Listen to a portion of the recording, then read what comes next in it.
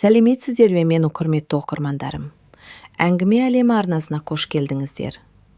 Бүгін сіздерге жүрекке жететін, өмірден алынған тағы бір тағылымды хикаяны ұсынамын. Бұл жай ғана әңгіме емес. Әр қайсымызға ой салып, жақсылыққа жетелейтін тағдырлар туралы сыр. Ендеше бірге тыңдайық. Пікір қалдырып парақшама тіркеліп алуды ұмытпаңыздар. Сіздердің қолдауларыңыз маған жаңа хикаялар жазуға шабыт береді. Күздің соңғы айы еді. Таңертеңнен бері аспанды қалың бұлт торлап, ауада күздің салқыны сезіліп тұрды. Ағаштардың алтын түсті жапырақтары жерге баяу түсіп, желмен бірге ұшып бара жатты. Қала шетіндегі үлкен ғимараттың алдына қара түсті көлік келіп тоқтады. Есіктің маңдайшасында «Ардагер, қарттарға арналған әлеуметтік қолдау орталығы» деген жазу тұр. Көліктің артқы есігі жайлап ашылды. Қолына кішкентай қоңыр сөмкесін ұстаған, ақ жаулығын ұқыпты таққан егде әйел сыртқа шықты. Бұл Рая апа, 72 жаста. Жүзіндегі әр әжімнің өз тарихы бар еді. Күйеуінен ерте айырылып, жалғыз ұлын жеткізу үшін мектепте 35 жыл мұғалім болып еңбек етті. Жаңбыр жауып тұрса да, ұлын мектепте құрғақ киіммен жіберетін. Өзі кейде ескі пальтомен жүрсе де, баласының үстінен жаңа киім үзілмейтін. Балам адам болса болды, деген арманмен өмір сүрді. Көліктен кейін ұлы Ержан түсті. 42 жастағы еңселі азамат, қымбат костюм киген. Бірақ бүгін оның иығына дүние түбін түскендей ауыр еді. Ол анасының жүзіне қарай алмады. Рая апа бәрін түсініп тұр, бірақ ештеңе сұрамады. Өйткені ана жүрегі кейде сұрақ қоймай-ақ бәрін сезеді. «Жүріңіз, анашым», деді Ержан жай ғана. Рая апа үнсіз басын изеді. Олар ішке кірді. Іші жарық, таза, гүлдер қойылған. Қабырғада қариялардың күлімсіреген суреттері ілулі. Сырт көзге бәрі жақсы, бірақ ешбір ғимарат адамның өз шаңырағының орнын баса алмайды. Қызметкер құжаттарды әкеліп қойды. Ержан қол қоя бастады. Қолы дірілдеп тұр. Әр қойған қолы жүрегіне салмақ болып батқандай. Рая апа терезенің алдына барып сыртқа қарады. Көшеде бір кішкентай қыз әжесінің қолынан ұстап күліп келе жатыр. Әжей де мәз. Рая апаның көз алдына өткен өмірі елестеді. Осыдан 40 жыл бұрын. «Анашым, құлап қалдым». 5 жасар Ержан тізесін жырып алып жылап келген. Рая апа оны құшағына қысып, «Ештеңе етпейді, батыр балам. Анаң барда ештеңеден қорықпа», деп маңдайынан сүйген еді. Сол бала. Бүгін өзі анасын жетектеп әкелді. Рая апа терең күрсінді, бірақ көз жасын көрсетпеді. Өйткені ол өмір бойы ұлының алдында мықты болып үйренген. «Рая Қасым қызы», қызметкердің даусы шықты. «Бөлмеңіз дайын болды». Рая апа сөмкесін көтерді. Сол кезде Ержан, «Анашым, сөмкені мен көтерейін», деді. Рая апа жымиып, «Жоқ, балам, бұл сөмкені өмір бойы өзім көтеріп келемін. Қалған жолында өзім алып барамын», деді. Ержан үнсіз қалды. Бұл сөз оның жүрегіне оқтай қадалды. Бөлменің есігі ашылды. 2 кереует, терезе, кішкентай шкаф. Бөлме тап-таза, бірақ өте тыныш, өте суық.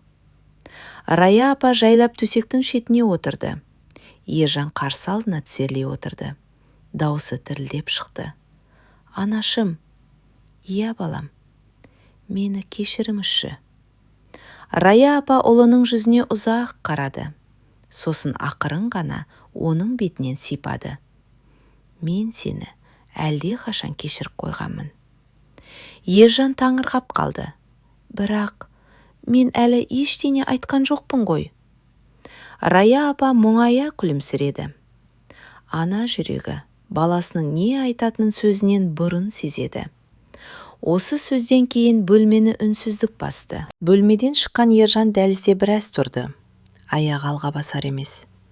Құжаттарға қол қойғанымен жүрегі бұл шешімді қабылдай алмады. Телефоны шырылдады. «Иә, Мадина. Болды ма?» «Иә. Ендеше тезірек қайт. Саған сағат 2-де жиналыс бар еді ғой». «Жақсы». Әңгіме қысқа аяқталды. Ержан телефонды қалтасына салды. Осы сәтте қарттар үйінің дәлізімен бір қария таяғына сүйеніп келе жатты. Ол Ержанға қарап жымиып: «Балам, жаңа анаңды әкелдің бе?» Ержан үндемеді. «Уайымдама, біз мұнда бәріміз бір тағдырдың адамдарымыз». Қария жай ғана күліп өтіп кетті. Бірақ сол сөз Ержанның жүрегіне қадалып қалды.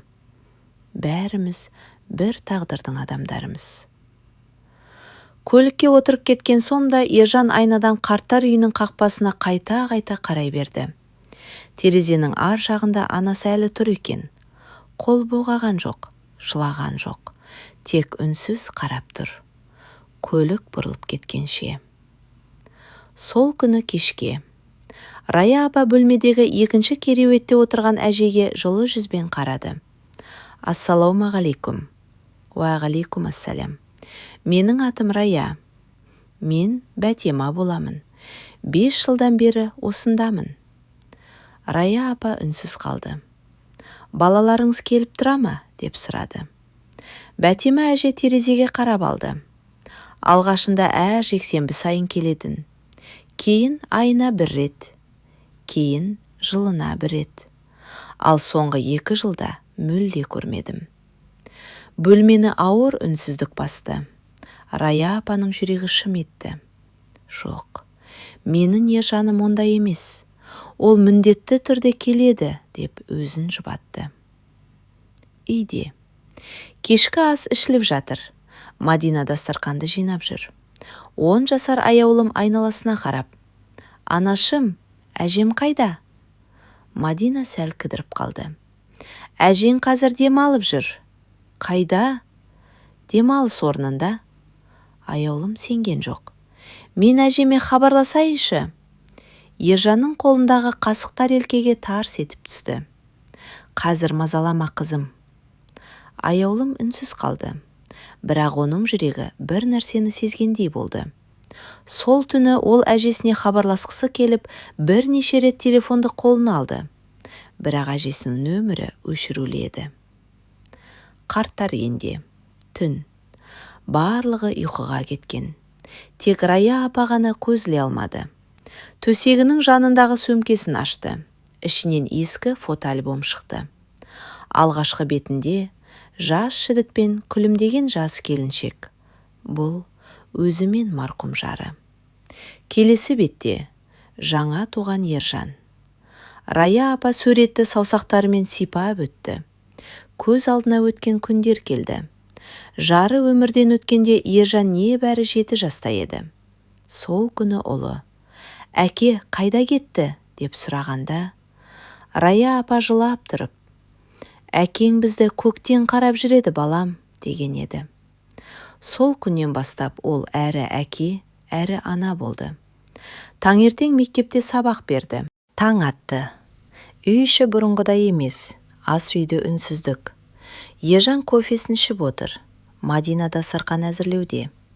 Ал аяулымның көңілі алаң. Ол күнде таңертең бірінші болып: «Қайырлы таң әже», деп ас үйге жүгіріп келетін. Бүгін әжесінің орны бос. «Әкем?» Ержан басын көтерді. «Иә қызым. Әжемнің демалысы қашан бітеді?» Ержан жауап бере алмады. «Жақында», деді қысқа ғана. «Қай жерде демалып жатыр?» «Қала сыртында». «Онда барып көрейікші». Мадина дереу сөзді басқа жаққа бұрды. «Аяулым, мектепке кешігесің». Қыз үндемей сөмкесін алды. Бірақ жүрегі мазасыз еді. Сол күні мектепте мұғалім тақтаға «Менің ең жақсы көретін адамым» деген тақырып жазды. «Балалар, бүгін шағын шығарма жазамыз». Барлығы жаза бастады. Аяулым да дәптерін ашты. Ол бір сәт ойланды. Сосын былай деп жаза бастады: «Менің ең жақсы көретін адамым әжем. Ол маған бесік жырын айтады, бауырсақ пісіреді. Мен ауырсам, түнімен қасымнан кетпейді. Әжем ешқашан дауыс көтермейді. Мен өскенде әжемді ешқашан жалғыз қалдырмаймын. Жазып отырып көзіне жас келді. Мұғалімі байқап қалды. Не болды аяулым? Мен әжемді сағынып кеттім. Кешке. Аяулым әжесінің бөлмесіне кірді. Есікті жайлап ашты. Бөлме тап-таза, бірақ тым-тыныш. Әжесінің иісі сіңген жастығын құшағына қысты. Сөренің үстінде тұрған көзілдірігін қолына алды. Кішкентай сандықшаны ашты. Ішінде түрлі түсті жіптер, түйме, ескі хаттар және кішкентай қоңыр аю. Оны әжесі туған күніне сыйлаған еді. Аяулым аюды құшақтап, әже, қайдасыз? Деп сыбырлады. Сол сәтте есік алдында Ержан тұр еді. Қызының сөзін естіп, жүрегі сыздап кетті. Ол үнсіз ғана есікті қайта жапты. Сол түні Ержан ұйықтай алмады. Біресе оң жағына, біресе сол жағына аунай берді. Көз алдына анасының жүзінен кеткен жоқ. Кенет телефонға хабарлама келді. Бұл қарттар үйінен еді. Қайырлы кеш. Рая Қасымқызы жаңа ортаға бейімделіп жатыр. Бірақ бүгін кешкі асқа дұрыс тәбеті болмады. Уайымдамаңыз, дәрігер қарап шықты. Ержан телефонды ұзақ ұстап отырды. Кеудесін өкініш қысып бара жатты. Сол сәтте аяулым бөлмеге кірді. Әке, я қызым, сен мені жақсы көресің бе? Әрине. Онда сен әжеңді де жақсы көресің ғой. Ержан үнсіз қалды. Аяулым тағы сұрады. Ендеше неге әжем үйде жоқ? Бұл сұраққа жауап табылмады. Ержанның көзіне жас келді. Бірақ ол қызынан теріс бұрылып кетті. Қарттар үйінде. Рая апа ауладағы орындықта жалғыз отырды. Қолында кішкентай тоқымасы бар. Тоқып отырғанымен, ойы басқа жақта. Кенет жанынан 7-8 жасар бала жүгіріп өтті. Әжесін қуып келе жатыр. Әже, күте тұр! Рая апаның жүзіне әлсіз күлкі үйірілді. Ол ақырын ғана. Менің де сондай кішкентай немерем бар еді, деп сыбырлады. Бірақ дәл сол сәтте жүрегі шым ете қалды. Ертеңінде сенбі болатын. Бүгін аяулымның мектебінде алтын күз мерекесі өтетін. Рая апа болса, жыл сайын немересінің әр мерекесіне келетін. Биыл ғана орны бос қалды. Мерекеде аяулым тақпағын айтып би биледі. Көрермендер қол соқты. Қойылым аяқталған соң балалар ата-аналарына жүгірді. Бір қыз, әже, мені көрдіңіз бе деп мойнына асылды. Екінші бала, әжем, мен саған арнап ән айттым деп мәз болды. Ал аяулым үнсіз қалды. Көзі еріксіз есік жаққа қарай берді. Шіркін, әжем де бүгін осында болғанда ғой, деп іштей күрсінді. Қайтар жолда. Ержан көлігін базардың алдына тоқтатты. Мадина, үйге жеміс жидек алып кетейік. Жақсы. Аяулым, сен де түсесің бе? Жоқ, әке, мен көлікте отыра беремін. Онда есікті ішінен бекітіп отыр, біз тез келеміз. Ержан мен Мадина базарға кіріп кетті. Көлік ішінде тыныштық орнады. Аяулым терезеден адамдарды біраз бақылап отырды. Біраздан кейін көзі алдыңғы орындықтағы қоңыр папкаға түсті. Әкемнің жұмысына керек құжат шығар, деп папканы қолына алды. Сол сәтте ішінен бір парақ сырғып жерге түсті. Қыз еңкейіп алып оқыды. Бетінің жоғарғы жағында. Ардагер қарттарды әлеуметтік қолдау орталығы деп жазылып тұр екен. Аяулымның жүрегі зу ете қалды. Төменгі жолға көзі түсті. Қабылданған күні. Рая Қасымқызы. Қыздың қолы дірілдеп кетті. Бұл менің әжемнің аты ғой. Ол қағазды қайта-қайта оқыды. Көзінен жас ыршып кетті. Жоқ, әжем демалыста емес екен. Аяулым қағазды қолынан түсіріп ала жаздады. Көзінен аққан жас бетін жуып бара жатты. Жоқ, бұл өтірік. Әжем демалыста еді ғой. Ол тағы да қағазға үңілді. Жоқ, қателеспепті. Онда анық жазылып тұр. Рая Қасымқызы. Сол сәтте көліктің есігі ашылды. Ержан мен Мадина қолдарына жеміс-жидек салынған дорбаларын ұстап келді. Екеуі де қыздарының жылап отырғанын көріп абдырап қалды. Аяулым, не болды? Қыз үнсіз ғана қағазды әкесіне созды. Ержанның оны бірден өзгеріп кетті. Жүрегі тарс ете қалғандай болды. Қызым, сен мұны қайдан алдың? Аяулымның даусы дірілдеп шықты. Неге? Неге сіздер менің әжемді қарттар үйіне апарып тастадыңыздар? Мадинаның қолындағы дорба жерге түсіп кетті. Алмалар жол бойына домалап кетті. Ешкім оларды жинауға ұмтылмады. Әке, сендер маған әжем демалысқа кетті деп айттыңдар ғой. Неге өтірік айттыңдар? Ержан үнсіз қалды. Өмірінде алғаш рет қызының көзіне тіке қарай алмады. Аяулым көз жасына ерік берді. Әжем ешкімге жамандық жасаған жоқ қой. Ол мені күнде мектептен күтіп алатын. Үй тапсырмама көмектесетін. Мен ауырсам түнімен қасынан кетпейтін. Сонда сендер оны жалғыз қалдырдыңдар ма? Бұл сөздер Ержанның жүрегіне найзадай қадалды. Мадина да көз жасын сүртіп тұрды. Өйткені ол да соңғы күндері көңілінің тыныш емес екенін сезетін. Бірақ бүгін олардың үнсіздігін кішкентай қызым жүрегі бұзып еді. Аяулым әкесінің қолынан ұстап, әке, әжемді үйге алып келейікші. Өтінемін. Мен енді ешқандай сыйлық сұрамаймын. Маған тек әжем керек. Ержан көзін жұмды. Қызының соңғы сөзі оның жүрегін төңкеріп жіберді. Маған тек әжем керек. Осы 4 сөз оның санасында қайта-қайта жаңғырып тұрды. Әке, ертең мені әжеме апаршы, өтінемін. Ержанның тамағына өксік тығылды. Сол түні үйде ешкімнің көзіне ұйқы ілінбеді. Ержан жұмыс бөлмесінде үнсіз отырды. Алдында ашық тұрған ноутбук, бірақ экранға қарап отырғанымен ештеңе көріп отырған жоқ. Құлағында қызының сөзі ғана жаңғырып тұр. Әке, әжемді неге тастап кеттің? Өмірінде ешқандай сөз жүрегін дәл бұлай ауыртпаған еді. Ал бөлмесінде аяулым жастығын құшақтап жылап жатты. Әжесі оған ұйықтар алдында айтатын ертегілер есіне түсті. Әжесінің жылы алақаны, жымиған жүзі, маңдайының сипағаны, бәрі көз алдынан кетпей қойды. Кенет орнынан тұрып үстел басына отырды. Ақ қағаз алып жаза бастады. Қымбатты әжетай, сізді қатты сағындым. Үй іші бұрынғыдай емес. Сіздің күлкіңіз жоқ. Бауырсағыңыздың иісі жоқ. Мен сізді міндетті түрде алып келемін, уәде беремін. Сізді жақсы көретін немереңіз аяулым. Қыз хатты бүктеп жастығының астына қойды. Таңертең. Ас үстінде үнсіздік. Ешкім сөйлемеді. Кенет аяулым орнынан тұрды. Әке, иә қызым. Бүгін әжеме барамыз. Ержан басын көтермеді. Қызым, басқа күні. Жоқ, бұл сөзді аяулым бұрын соңды мұндай нық айтпаған еді.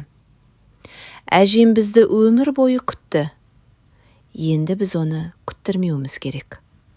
Мадина қызына таңырқай қарады. Аяулым, анашым, сіз де әжемді жақсы көресіз ғой. Мадина көзін төмен салды. Аяулым сөзін жалғастырды. Әжем бізге ешқашан ауыр сөз айтқан жоқ. Ал біз не істедік? Рая апа терезенің алдында отырды. Қолында баяғы ескі фотоальбом. Ол немересінің суретін сипап отырып күлімсіреді. Аяулымым, сабағың жақсы болып жүрмекен, қарағым. Дәл сол сәтте есік қағылды. Бұл орталықтың меңгерушісі еді. Рая апай? Иә, қызым. Бүгін сіз немереңіз туралы көп ойлап отырған сияқтысыз. Рая апа таңырқап күлді. Ана жүрегі сезеді ғой. Бүгін ол мені іздеп жүргендей болды. Меңгеруші үнсіз қалды. Қарттар үйінде таңғы ас беріліп жатты. Рая апа басқа қарияларға шай құйып жүр. Мынау сізге. Рахмет қызым, деп күлімсіреді бір әже.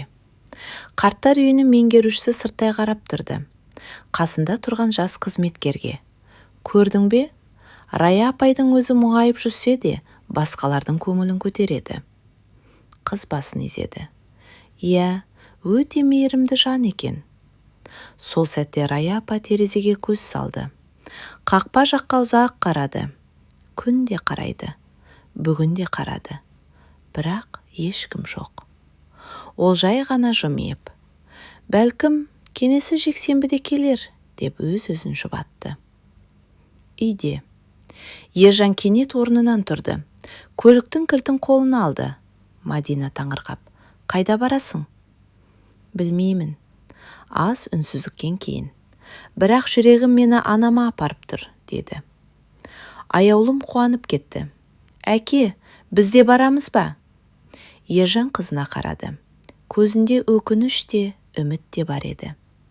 "Иә, қызым, бүгін бәріміз бірге барамыз." Көлік қарттар үйіне қарай бет алды. Ал Рая апа болса, терезе алдында ұлының келетінін әлі де білмей отыр еді. Күзгі күннің шуағы бұлт арасынан әрең көрініп тұрды. Қарттар үйінің ауласына ақ түсті көлік баяу кірді. Рая апа сол сәтте терезенің жанында гүлдерді суарып тұрған көлікті көрді. Бірақ ол тағы біреудің балалары келген шығар деп ойлады. Соңғы айларда талай көлік келіп кеткен. Біреулер анасын құшақтап әкетеді. Біреулер бір сағат отырып қайта кетеді. Ал кейбір қариялар есіктен кірген әр адамға үмітпен қарап, кейін үнсіз бөлмесіне қайтып кетеді. Рая апа да солардың бірі болып қалғысы келмеді. Сондықтан терезеден сырт айналып кетті. Сыртта көліктен бірінші болып аяулым түсті. Қолында кешегі түні жазған хаты. "Әке, әжем осы жерде ме?" "Иә, қызым." Даусы әрең шықты. Мадина үнсіз ғана соңдарынан ерді. Оның да жүрегі алып ұшып тұр. Осы табалдырықтан аттағалы бері көзіне жас үйіріле береді. Қарттар үйінің меңгерушісі оларды қарсы алды. "Қош келдіңіздер. Біз Рая Қасымқызына келдік." Меңгеруші бір сәт үнсіз қалды. Сосын жылы жымиып: "Ол сіздерді күнде күтеді", деді. Бұл сөз Ержанның жүрегіне қанжардай қадалды. "Күнде күтеді ме?" "Иә, таңертең де, түсте де, кешке де. Әсіресе қақпа жаққа көп қарайды." Ержан көзін жұма қойды. Өзінің анасы әлі күнге дейін оны күтіп жүр. Меңгеруші бөлменің есігін ақырын қақты. "Рая апай, сізге қонақ келді." Рая апа бұрылды. Алғашында меңгерушінің артында тұрғандарды анық көрмеді. Бірақ кішкентай қыз жүгіріп шыққанда жүрегі аттай тулады. "Әже!" Аяулым жүгіріп келіп мойнына асыла кетті. "Мен сізді сағындым." "Әже, енді ешқайда кетпеңізші." Рая апа дірілдеген қолымен немересін құшақтады. Көзінен жас парлап кетті. "Айналайын, ботам. Сен келдің бе? Мен күнде сізді іздедім. Олар маған өтірік айтыпты." Рая апа немересінің шашынан сипады. "Жоқ, қызым, әкеңді кінәлама. Ол да қиналып жүрген шығар." Осы кезде Ержан алға бір қадам басты. Өмірінде тұңғыш рет анасының алдына тізерлей отырды. Даусы қарлығып шықты. "Анашым, кешіріңізші." Рая апа үндемеді. Ержан сөзін жалғастырды. "Мен сізге үй саламын деп уәде берген едім. Ал өз үйіңізден айырып қойдым. Мен өзіңді кешіре алмаймын."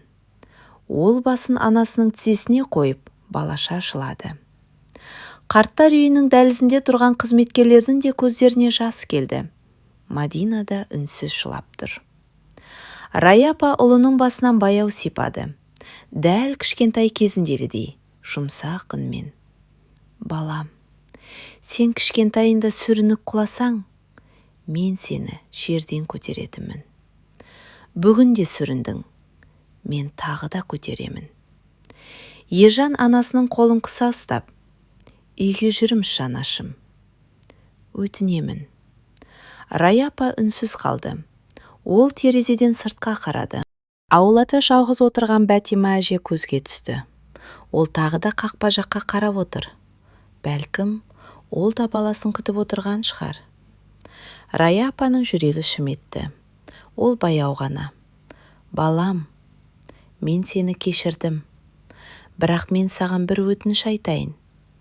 Ержан басын көтерді. Айтыңыз анашым. Рая апа көзіне жас алып: мені ғана емес, осындағы аналарды да ұмытпаңдар. Олар да бір кездері дәл мен сияқты баласын құшағына басқан. Бүгін олар да бір ауыз анашым деген сөзді күтіп отыр. Дәліз іші тым-тырыс болып кетті. Тіпті сағаттың тықылы да анық естіліп тұрды. Ержан айналасына қарады. Бір бұрышта терезеге қарап отырған ата. Екінші жерде қолына ескі суретті ұстап отырған әже.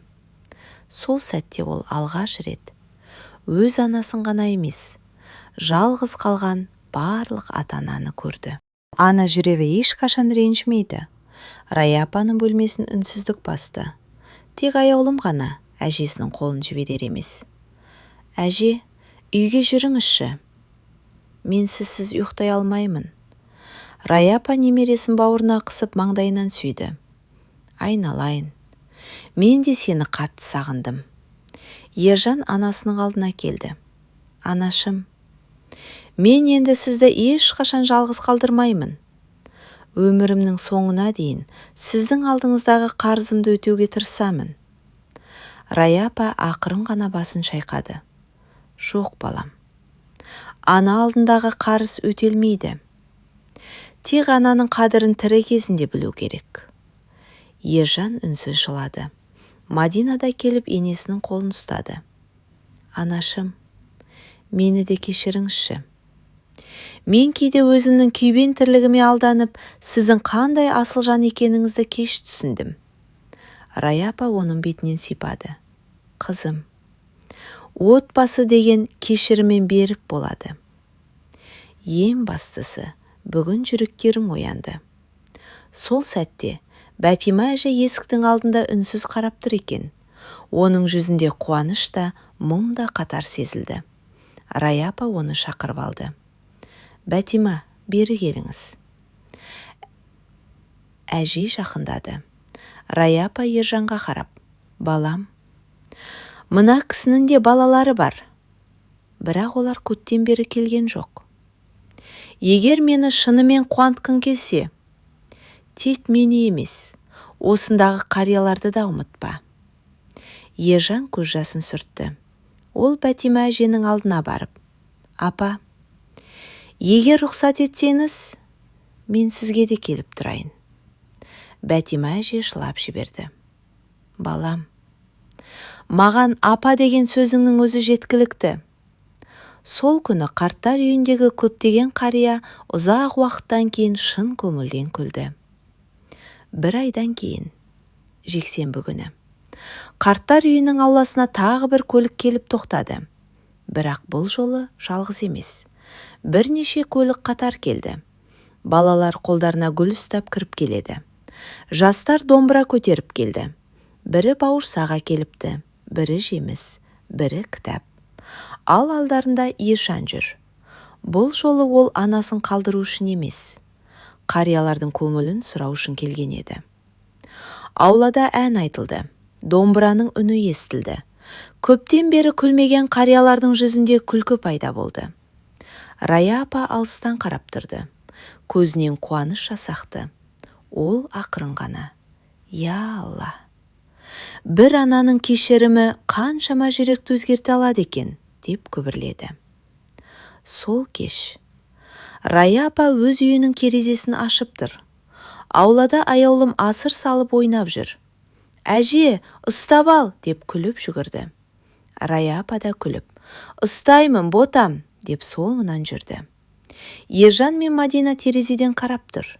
Мадина жай ғана: Ержан, біз бүгін үйімізге тек анамызды емес, берекемізді қайта келдік. Ержан үнсіз басын изеді. Эпилог. Кейде өмір бізге үлкен сабақ береді. Бірақ сол сабақты кеш түсінбеу өз қолымызда. Ата-ананың арманы қымбат сыйлық емес, зәулім үй де емес. Оларға керегі баласының «Анашым, қалайсыз?» деп айтқан бір ауыз сөзі. Қолынан ұстаған бір сәті. Қасында болған аз ғана уақыты. Өйткені ана жүрегі ешқашан баласына ренжімейді. Тек баласының амандығын тілеп соғуын тоқтатпайды. Құрметті көрермендерім, егер бүгінгі хикая жүрегіңізге жетіп, сізге ой салса, ата-анаңыздың, жақындарыңыздың қадірін бағалауды ұмытпаңыз. Өйткені өмірдің ең үлкен бақыты отбасының амандығы мен бірлігі. Егер әңгіме ұнаса, арнамызға жазылып, лайк басып, өз ойларыңыз бен пікірлеріңізді қалдыруды ұмытпаңыздар. Сіздердің әрбір жылы сөздеріміз бізге жаңа, мағыналы хикаялар жазуға шабыт береді. Келесі кездескенше аман сау болыңыздар. Алла әр шаңыраққа береке, бірлік пен мейірім нәсіп етсін. Сіздермен бірге болған әңгіме әлемі. Кездескенше.